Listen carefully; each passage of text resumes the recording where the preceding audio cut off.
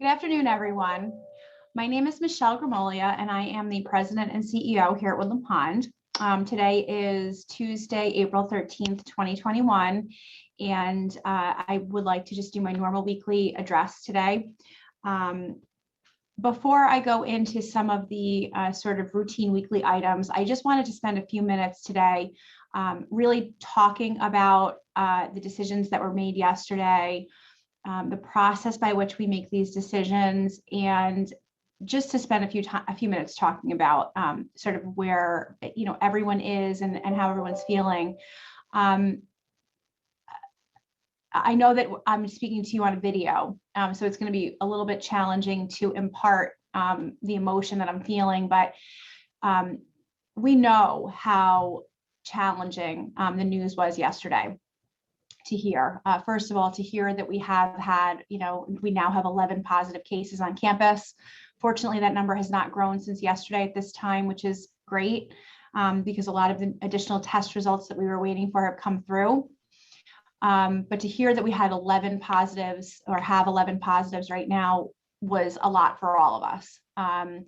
We haven't been in a situation where we've had anything near this in many, many months. So, yesterday our team was immediately tasked with making decisions that needed to happen to, first of all, identify, any patterns that we could, but most importantly, make the decisions that we need to keep everyone on this campus safe.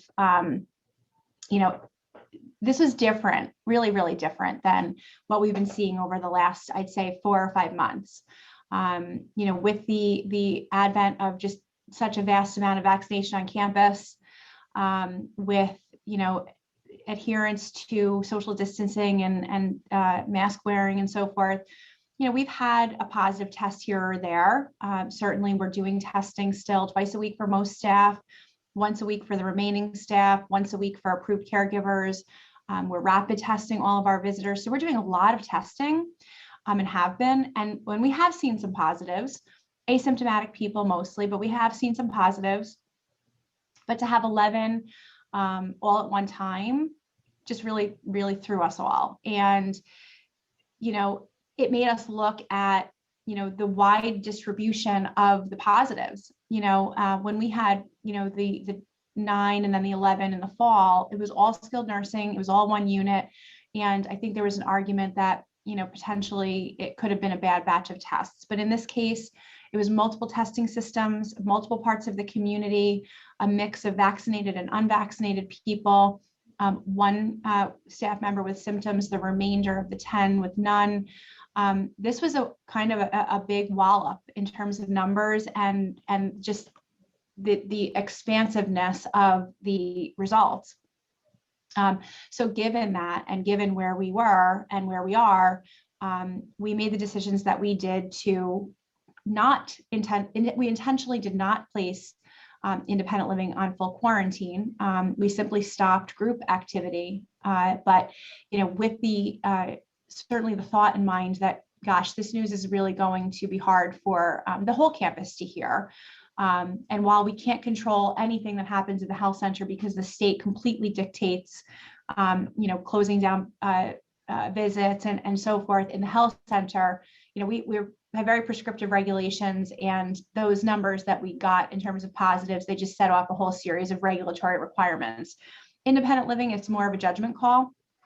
But we try to really balance the fact that everyone has gotten excited about being able to have their group activities, eat in the dining room and so forth, with the fact that we clearly have a concerning issue going on. To have 4 independent living staff members, several of which had resident exposure, and then to have 11 cases overall all at one time just was extremely concerning. So we intentionally did not put independent living on quarantine. So yes, we did stop visits, and yes, we did stop group activities indoors. We really didn't want to say you have to stay on campus, you can't go to the grocery store. We want you to know that all of those things can still happen. Of course, you should be extremely careful if you do so, because the virus is there. But we wanted you to be able to feel like you can go visit with your neighbors outside and go for a walk outside, enjoy this beautiful weather, go to the grocery store, go for your favorite drive, go enjoy time in the library, walk the halls. So it's really just, it's a 1 week pause so that we can give the community a breather, make sure that if there was any spread of any virus, make sure that if we don't have any more positive test results, give everything a chance to kind of run its course and take group activity and dining off the table for just, now we're down to 5.5 more days. We really feel that this was the right thing to do. And again, it's because we had so many, 11 positives at one time between the period of Friday morning and Monday morning, just really is quite concerning after not having anything near like that, in many, many months. So our team, our infection control team and our leadership team is made up of almost 24 people. And all of the decisions that we make take all of those things into account. The guidance would have said, based on the fast uptick in positive cases in independent living, that we should probably put the campus on a full quarantine for 14 days. We did not want to do that. We did not want to do a full quarantine period. So we avoided that, and we did not want to do anything beyond what was really absolutely necessary. So that's why we landed on a 1 week, no group activity, no dining room decision. And that was after much discussion yesterday. So I'd like to thank my team first and foremost for being forthcoming. And I'd like to really thank all of the residents for just allowing us an opportunity to explain the thought process and why this wasn't treated in the same way as, when we've had one positive here, one positive there, which has been happening, throughout. So that's how we landed with where we are right now. And the next thing I just wanted to just mention is, yesterday I spent a lot of time, as I expected, explaining sort of the vaccination process and the thought process behind, vaccinating and mandating vaccination and not mandating vaccination. And it occurred to me as the day was going on that I have not done anything in terms of educating or informing our residents, their families, our staff as to what sort of the norm is in terms of vaccination right now. So I did pull numbers yesterday, and I actually confirmed, I had an industry call this morning. So all of this data is issued by the state or issued by individual communities. Statewide, for long-term communities, the average campus-wide vaccination rate as of April 11th is well below 70%. So I'd like to just say that again. So in New York State, in long-term communities, the average vaccination rate across campus right now is below 70%. At Woodland Pond, we're at 85%. So we are knocking the socks off of the industry in terms of how many people in total on our campus are vaccinated. And I thought that we were ahead of the curve, but I was very pleasantly surprised to see how far ahead of the curve that we are. The trend is very consistent across the state, and just by virtue of those numbers, I feel like Woodland Pond has done a very good job of making sure that absolutely everyone that feels comfortable getting vaccinated is vaccinated. And I think you all know at this point, we only have less than a handful of residents that are not vaccinated. And then we do have some staff that are not vaccinated, but it's for a variety of reasons. It's for medical eligibility. It's for religious objection. It's for fear of a vaccine that is not fully approved by the FDA. Certainly things like the news about the Johnson & Johnson vaccine that came out this morning, that vaccine is going to be placed on pause, can help validate those feelings of concern about something that is not fully authorized or approved yet by the FDA. So those fears are real. Those fears are out here. In speaking with my colleagues this morning, I spoke to, I got numbers from 4 of the 11 other communities that are here in New York State that are just like ours, CCRCs. Every single one is reporting staff vaccination rates well below 60%. Woodland Pond is much, much higher than that in terms of staffing vaccination rates. And depending on which unit and what part of the community, in certain parts, we're approaching 90% of staff vaccination rates, and all combined is getting us to that 85% vaccination rate on campus. So again, we are beyond where our peers are, just specifically even in our CCRC industry. And I really feel thrilled about that. And we had a very good discussion among leadership to talk about, what are the challenges that you're facing? Are you feeling the same thing that we're feeling, where the residents and families are really pushing leadership to mandate vaccines? And then you have staff that are, feeling undue pressure, feeling concern about a vaccine that's not yet fully vetted.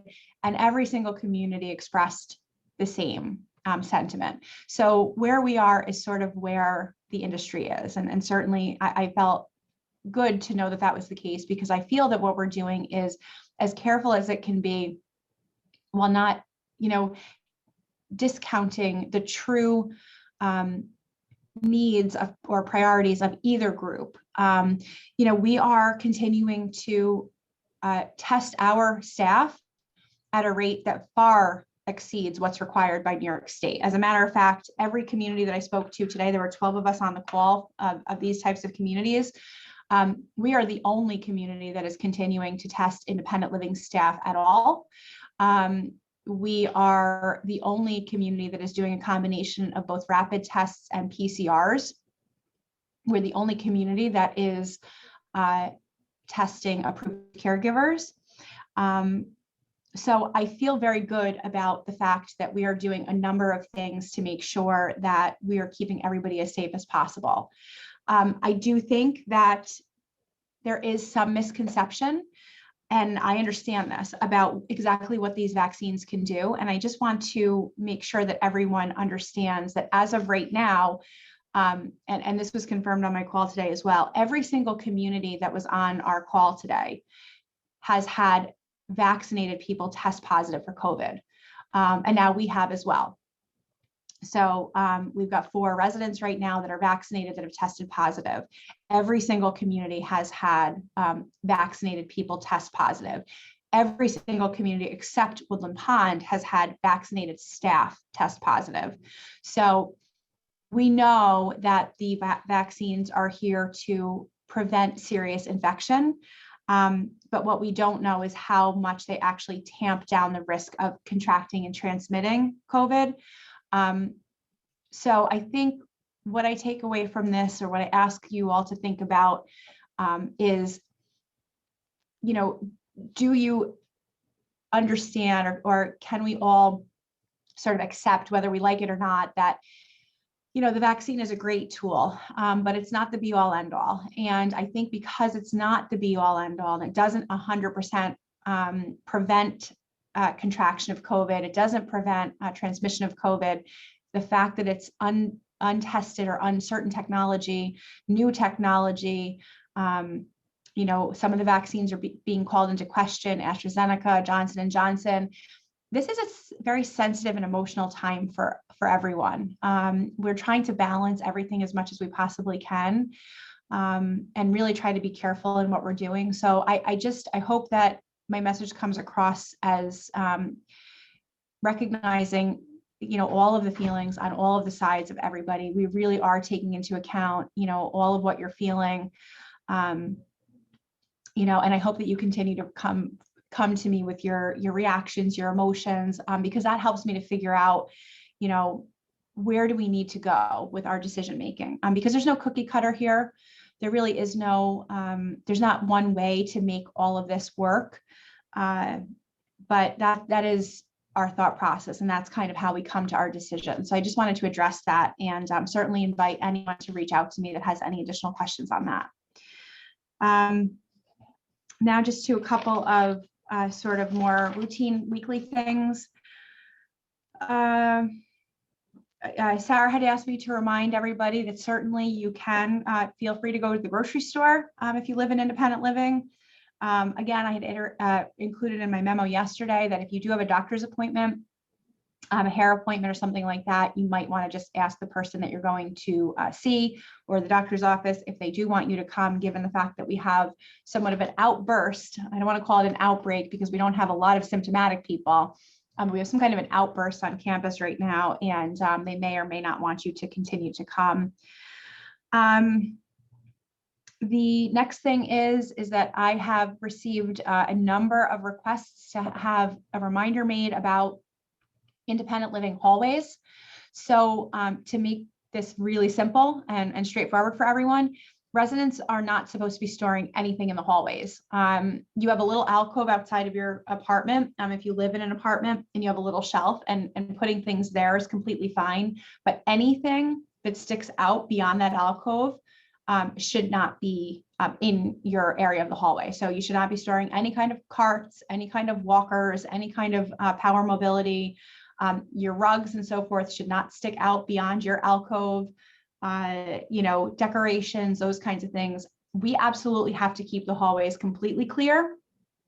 We had the fire department here yesterday for a fire alarm, and it was very evident to them that the hallways are not as clear as they need to be. So please go outside of your apartment, especially today, and make sure that anything that you have in the hallway that's not either hanging wall art or within your little alcove area, that it's removed. That is absolutely critical. It is a fire safety hazard. Nothing is to be stored in those hallways at all. That is a very serious safety issue. So if you could please just attend to that. The last thing I just wanted to mention is we have had a significant number of tick reports. We don't have anybody that's reporting tick bites right now, but the number of ticks, particularly on the western slope and along the trail system, has been reported to be very high this year, noticeably higher than in the past. We've heard that from both staff and residents. So the utmost of tick prevention is absolutely recommended and necessary for all of you as you go outside. And if you have pets that go inside and outside, please make sure that you do check them for ticks. Make sure that they're using tick prevention, tick protection. If you need tips and advice on that, certainly you can talk to Mary Jo, but we will be including a lot of information reminding you about being vigilant for ticks when you go outside, and just making sure that you're keeping that in mind as you go forward. So that's everything that I wanted to cover for today. I will be doing an address on Thursday, actually, because I'm out of the office on Friday, and I just would like to be able to give everyone an update as to where we are with this, no group activity and so forth. But if you need anything from us, please call concierge, and otherwise I'll see you on Thursday.